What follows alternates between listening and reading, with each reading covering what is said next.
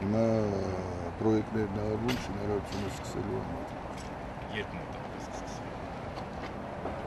Պրոյեկտները վերջացնենք, 4-5 ամսվա ընթացքում կվերջացնենք ու դրանից հետո կսկսենք։ 4-5 ամիս հետո կսկսվի։ Հավանաբար։ Իսկ Մեղրի հեկից ինչ նորություն։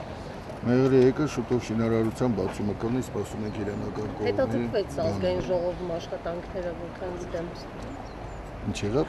Շինարարության աշխատանքները որոշ ժամանակով էլի հետաձգվեց եւ փոխնախարարը ասաց, որ նոր արձանագրություններով պետք է մտնեն ազգային ժողով նոր առաջարկություններով։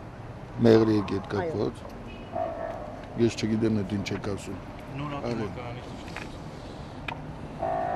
Ֆինանսական սխեմաների վրա ենք աշխատում, շուտով դա էլ կվերջացնենք, բանակցություններ են գնում, կհայտարարենք։ Վերջին 1 տարվա ընթացքում ինչ-որ փոխվել է։ Ինչ։ Պատմականի, ֆինանսական, բավականին։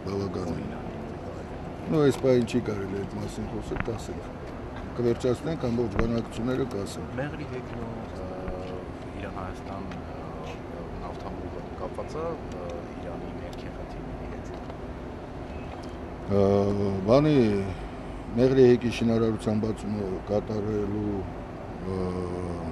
ժամկետները բանը ճշտված էր, հավանական երկրաշարժի հետ Իրանում, դրա համար հետաձգվեց։ Չեմ կարծում, որ տենց կապվածություն կանի, որովհետև իրենք, այո, ոչ էլ նավթամուղը, որովհետև իրանք էլ շահագրգռված են 1 օր առաջ դա կառուցել։ Իսկ նախարարը միացան գազի հետ Գազի բանակցությունները շարունակվում են, կավարտենք, հայտարարություն կանենք, դեռ շարունակվում են։ Տենց չի, որ ժամկետը նշված, թե երբ ավարտեց բանակցությունները։ Եվ մոտավորապես որ գնի շուրջ է գնում բանակցությունները։ Այս բանին չեմ կարող ասել, բանակցությունները կավարտենք, նորը կհայտարարենք։ Մաքսայինի պաշտոնական տեղեկատվությամբ $250 Չգիտեմ, մենք նման ինֆորմացիա չեմ տիրապետում։ Բարձրացումը մեծ է նախատեսվում։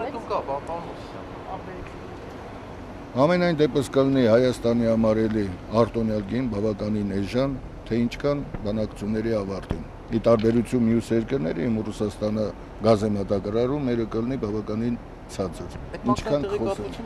Սուբսիդավորում կլինի դարձյալ որոշ բաների։ Բնականաբար գինը ճշտելուց հետո կմտածենք նաև թե անապահով խավերին ինչպես սուբսիդավորենք։ Բայց այդ մաքսային տեղեկատվությունը տեղադրված է ինտերնետում։ Չնայեմ կասեմ հայ։